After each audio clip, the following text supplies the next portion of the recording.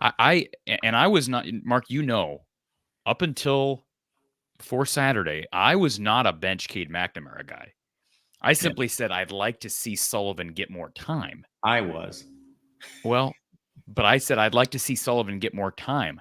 Now I'm to the point where I'm a bench Cade McNamara guy. Right now I am. I just think it's time to give Sullivan a chance based on everything I've been told. And I was also told here in the last 2 days that the tide has turned, regardless of what Iowa wants you to think. In the last, I don't know how many weeks, I was told this here in the last 2 days from a source within the program that a lot of the team now wants Sullivan to be the starter.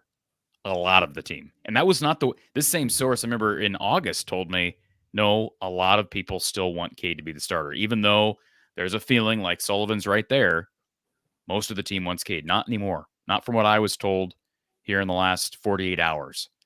And I was also given an indicator that Tim Lester, it sounds like Tim Lester would probably be willing to pull the plug right now.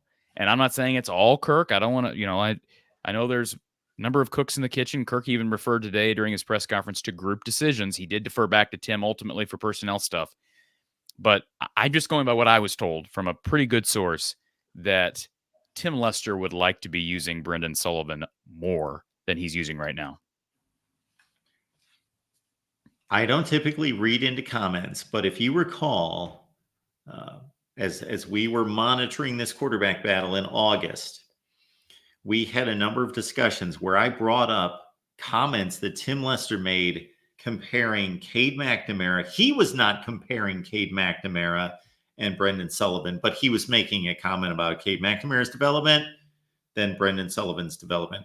And his comments about Cade McNamara were typically all just about, oh, he's shaking off the rust and so forth and so on. They were very just tried and true generic statements about Cade McNamara. Nothing glowing, nothing superlative, nothing hopeful, nothing really crediting much there. But if his comments, I remember him saying, Brendan Sullivan works the pocket better than just about anybody I've ever worked with. He made a number of comments about Brendan Sullivan and how impressed he was with his quarterback play. And I thought, I think what may happen here, I'm not making any predictions. I'm not giving or guaranteeing anything. All right. I've been burned this year doing that. I think what may happen is Cade starts Saturday against Northwestern. He gets a quarter or less, and they end up inserting Sullivan. And I unless I know they're rolling. No. Regardless? No, I think if they struggle specifically, Okay, if sure. Cade struggles, I think they may give him one more start. And then if he struggles, they'll just pull the plug and insert Sullivan. I think this is like, it's usually after these types of big crushing I'm thinking back to 2008. I had to go back to the schedule. See, that's kind of was talking up my ability to go back and reflect on past seasons. That was 16 years ago.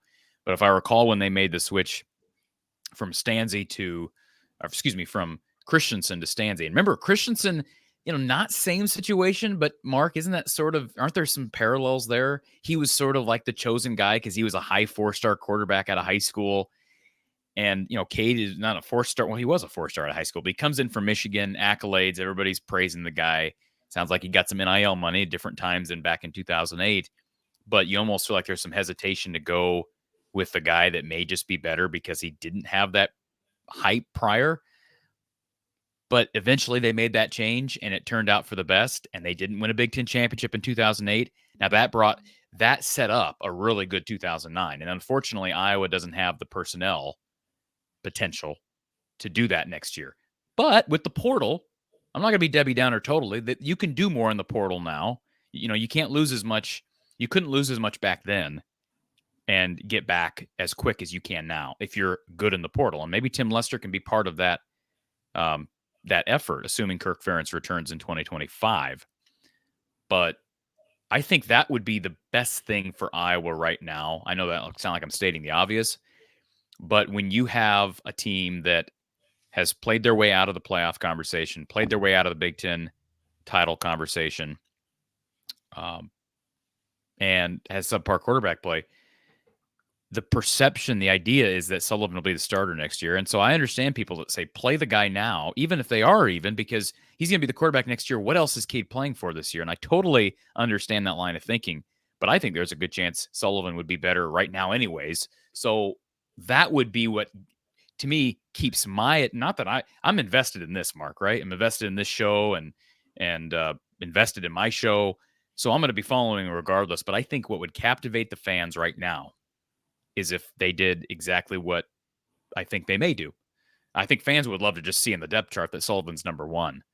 But I'm hopefully, cautiously, and hopefully optimistic that Sullivan will finally get a shot between the 20s, between the 10s on Saturday against Northwestern, especially if Cade struggles against the Northwestern defense. And I mentioned this to you prior to going on the air.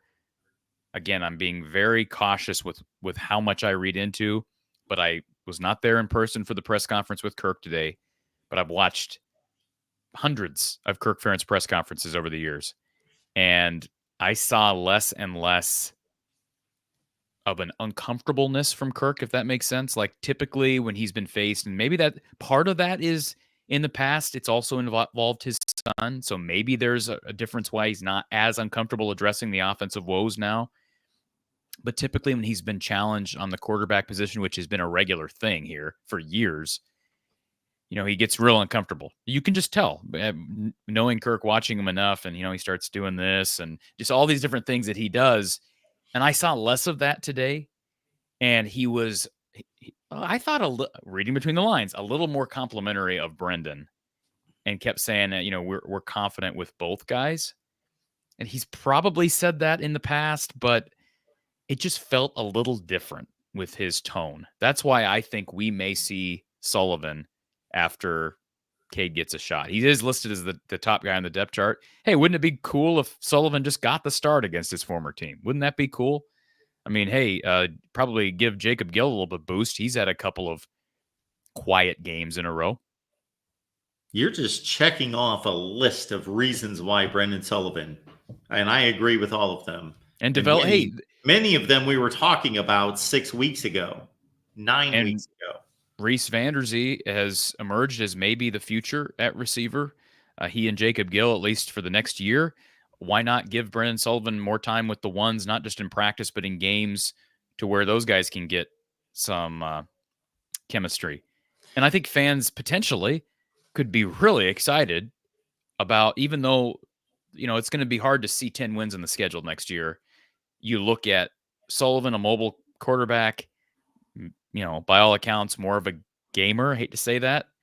And then a really good pass catcher in Vanderzee, and a guy who's best friends with the quarterback in Jacob Gill. You could have a fun offensive team next year. They've improved regardless of the result Saturday, Mark. The numbers say they've improved substantially on offense from where they were. They have. Sure. They've got a run game. The wide receivers are playing better. They don't have a quarterback making accurate throws right now, but they've improved substantially. You would think having a mobile quarterback would just take you to the next level. Another year of development for these young guys, all these things. Now, offensive line may lose. They're going to lose a lot. But there's reasons, like you said, to figure out what you have now with a season that is not lost, but from some people's perspectives, it is. And there shouldn't even be a loyalty factor like there would be if Cade McNamara was originally recruited and signed by Iowa, started as a fresh, had this long career at Iowa, 4-year career, longtime starter in, the season somewhat lost, but let him play out the string and finish out this. No, he's a transfer. He's accomplished nothing here. Well, part of it, I had somebody reach out to me here today and say, there's a rumor going around, and I don't know how much of the rumors are just rumors, but there's a rumor going around that part of Cade's NIL agreement was that he had to be a starter. So that doesn't make a whole lot of sense to me, because my response to that was, okay, well, if that's part of his NIL clause, what does that have to do with Iowa honoring that? I guarantee you Iowa didn't sign anything to guarantee him being a starter. So in other words, if he is no longer, if that rumor has any substance, if there's smoke and fire, then bench him and then he can't then get paid. He's not entitled. Like, if that's even better. We save a few bucks. Great. Yeah. Great.